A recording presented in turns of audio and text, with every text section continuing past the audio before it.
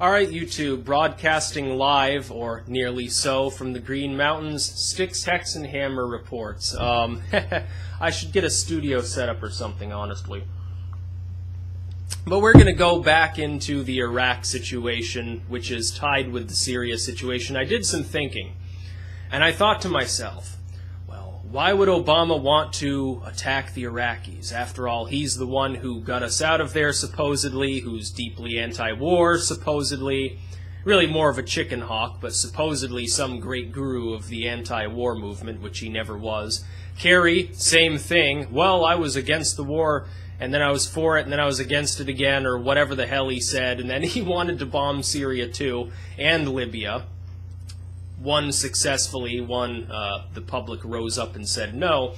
Here's why Obama wants to use airstrikes in Iraq, and here's why what is currently happening is actually happening. Assad and the Syrian regime, because the Iranians now are playing softball with the United States, so we no longer care about them. Notice how you haven't heard many people complaining about Iran lately, like you did, 10 years ago.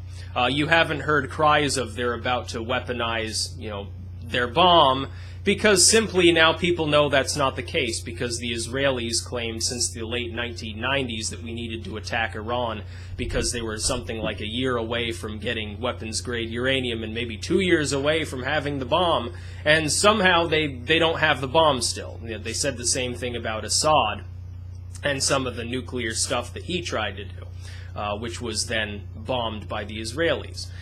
Here's why Obama wants to go into Iraq. And it wouldn't just end with airstrikes, it would be ground forces, but they wouldn't be in Iraq, and I'll tell you why. Because when Obama saw that the Syrians were not playing ball and didn't want to be overthrown because they're not bowing to the pressure of the Saudis, which are our supposed ally, but really more of our middleman for moving drugs and armaments around and getting the job done where our government wants to get it done. When it became clear that Assad was not going to be taken out by the rebels because the Russians kept backing him, we decided to bomb Assad back to the Stone Age. But the people rose up, an overwhelming majority of the population, and stopped this. Because it was clear from the polling, and it was clear from online media, and it was clear from the media itself, even the mainstream media being against it, that there was absolutely no support for ever going into Syria. Because the American public was not convinced Assad was the one using chemical weapons. Because there was, and there still is, ambiguity. We're still not sure Assad has used chemical gas even once. It seems more like the rebels got a hold of it, the storage was bombed by Assad's forces, and then the chemical gas leaked all over and these thousands of civilians started having seizures. That's what appears to have been the case. And even though Obama's been arming groups associated with ISIS, which is really just Al-Qaeda. ISIS is essentially just Al-Qaeda, and the FSA had a baby, a bastard spawn, and that's exactly what it is. Obama's the one arming them. Obama's the one funding them.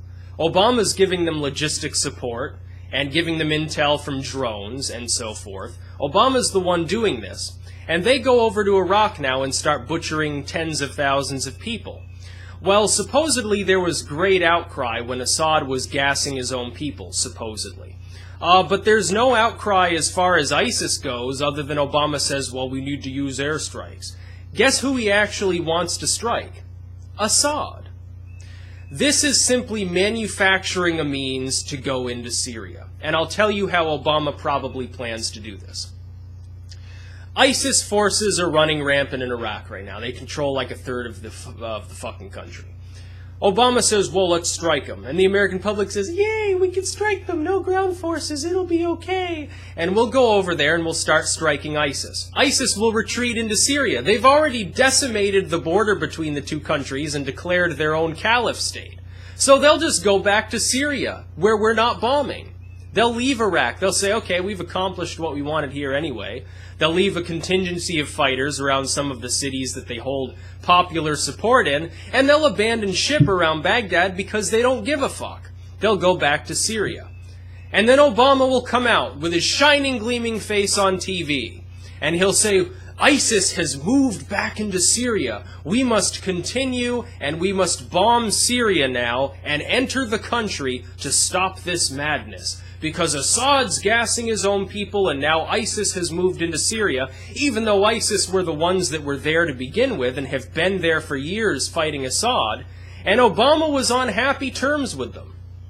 And you can bet that ISIS, that is also supported by the Saudi Arabians, which are one of our supposed closest allies, gave them the order to go into Iraq, specifically under DC's orders.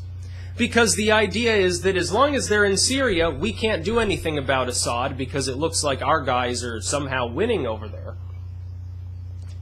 So we simply take those same fighters, order them to change their name and tactics, go into Iraq, pretend to be a new group that somehow just magically spawned into existence yesterday, and start bombing things.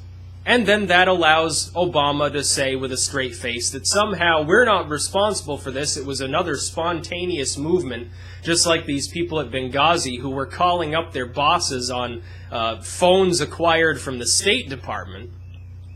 It allows us to go in, bomb things, and then claim that there's some great need to go into Syria. Because Iraq is already a satellite now of the United States and Saudi Arabians. They say, oh, well, he's being meddled with by the Iranians. Guess what? The Iranians are now another ally of the United States. What's Iran doing right now? It's not threatening the United States. It's not threatening the Saudis. It's not threatening anybody.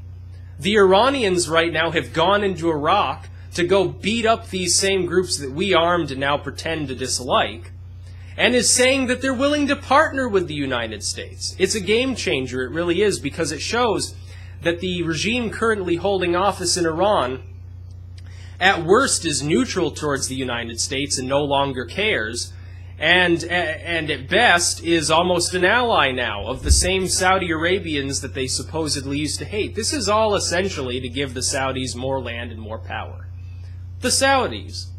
Because for some bizarre reason the United States would rather prop up an extreme theocratic regime than some of these secular regimes that we supposedly supported, like the one in Iraq, and like the regime in Syria. Assad should be our best friend if we're truly standing for liberty and secular rule and no theocracy and dictators must go. Syria was more stable than the Saudi Arabian government on that token.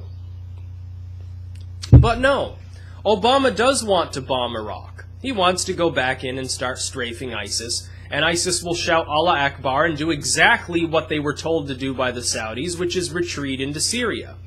And when they do that, we will say, now we need to pursue them into Syria. But guess what? As soon as we go into Syria, those forces will magically disappear. Assad will magically start firing on our forces, and then our goal will be remove Assad from power.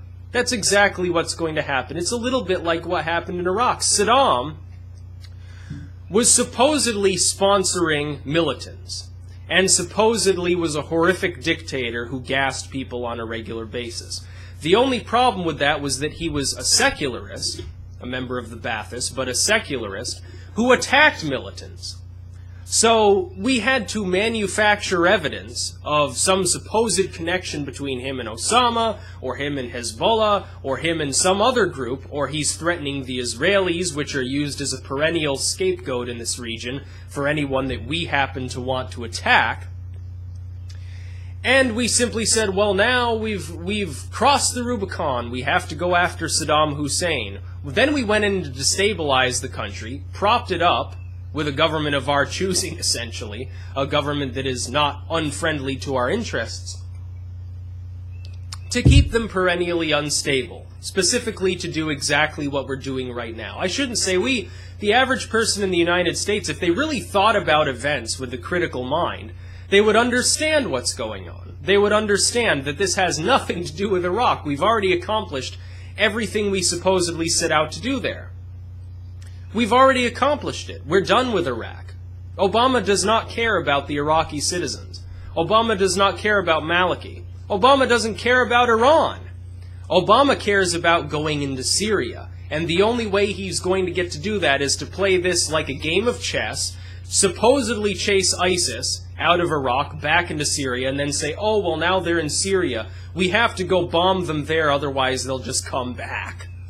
But Obama's the one that freed up billions of dollars for these people and gave them armaments. And supposedly, to the naive, we've only been giving them non-lethal aid. We've been giving them tear gas. We've been giving them medical supplies and food and things like that. Why would you give things like riot gear to a group that is attempting to overthrow supposedly the most butcherous, insane dictator in the history of the world, Bashar al-Assad? Why would the United States be doing that? No, what it's doing is it's giving them non-lethal aid on the surface because nobody cares. All the lethal weapons that we're giving to them are going through Saudi Arabia and through Iraq. To the FSA, who was, cutting people's hearts out of their chests and then chewing on them, but supposedly they're the good guys. They're the moderates, don't worry about them. And then and Obama pretends to be awestruck. Obama right now is pretending to shake his head and look at the situation and say, well, I don't know how ISIS got into Iraq. There's an 8-foot-tall wall of dirt between Syria and Iraq. They shouldn't be able to cross that. They don't possess the technology to walk over a fucking dirt berm. They don't possess the ability. But you know why? Because Obama told them to do that. Through the Saudis, or maybe the Israelis, or maybe through the FSA itself, told them to go into Iraq and destabilize it. Because that's the only way the United States can drum up a reason to go into Syria. This is about Syria. Obama wants Assad's head on a platter. He already got Egypt. He already got Libya. He already got some of these countries where we overthrew secular regimes that were supposedly fairly friendly to the world and hadn't really done anything wrong. Gaddafi had some mental problems going on, but his country was stable. His country was not nearly as tyrannical as what you see in Saudi Arabia, which is one of our best allies. So why can we use the excuse of, oh, well, he's a horrible person, as a reason to go into these countries? If we really wanted to remove an evil dictator, we'd go in and blow away the House of Saud. And we'd remove the Zionists from power in Israel and put liberal or Orthodox Jews in charge. But we're not doing that because they're our allies, so apparently it doesn't matter. No, he wants Assad. Because of oil pipelines, largely. Because right now, the Syrians, and Maliki's government too, was slightly complicit in this, which means that maybe there was a reason why he wanted Iraq to be re-destabilized. We're trying to build oil pipelines to the Mediterranean to supply the Europeans, as well as to pump it out to the Indian Ocean, to India and China and so forth, by bypassing Israel. That's exactly the reason. The reason is Assad's playing hardball, he's not playing softball, so we want him out. We don't want any oil pipelines bypassing those saintly Israelis, and we definitely don't want anyone competing with the Saudi Arabians because they're our allies. That's why we're there. So yes, Obama will strike the Iraqis unless the population raises up with a unified voice and says, we're tired of this bullshit. But people need to take to all forms of social media, talk to their congressmen, start a petition on whitehouse.gov saying Obama can go fuck himself, essentially. Because that's the only way we're going to stop it. We stopped it once. The only reason we did not use airstrikes in Syria was because the public was so dead set against it. Unfortunately, now people are falling prey to this delusional belief that somehow the problems in Iraq aren't connected with Syria. But they are. And I know some people pointed out yesterday they thought I was clamoring for war in Iraq. That's not what I was saying. What I was saying is we should strike ISIS targets only around this one base, Balad Air Force Base, to airlift our contractors out, and then we should leave them alone. Because the Iraqi government, partnered with the Turks and Iranians, which seem to be partnered with them now, can drive out ISIS on its own, and drive them back into Syria. And then Assad can kill them. Because these are the same groups Uncle Sam himself has been arming and funding. People can't see this because they're not willing to dig below the surface of what's reported in the Obama-friendly media. And that's the only reason why we're considering airstrikes on Iraq, because of Assad. This is a permeable border. ISIS controls land on both sides. If they are forced out of Iraq, they will go to Syria, and Obama will use that as a means to go into the country, attack ISIS, which he himself funded, and the Saudis will tell him to shut up, and they'll airlift them out of there, and all that will be left is scattered jihadists who don't care and who are psychotic, used as an excuse to let us stay there. And then as soon as Assad fires a bullet against Americans that magically appeared on his soil, we'll attack him. And we'll drive Assad out and execute him, and he'll be hung like Saddam was or something like that, and we'll parade around victory, and we'll say, hey, hey, the United States got rid of another horrible dictator. We didn't get rid of the House of Saud. We didn't get rid of Netanyahu or Kim Jong-un or any of these other people that we can't touch because they're in somebody else's sphere, but we got rid of Assad. It's just Obama's warmongering.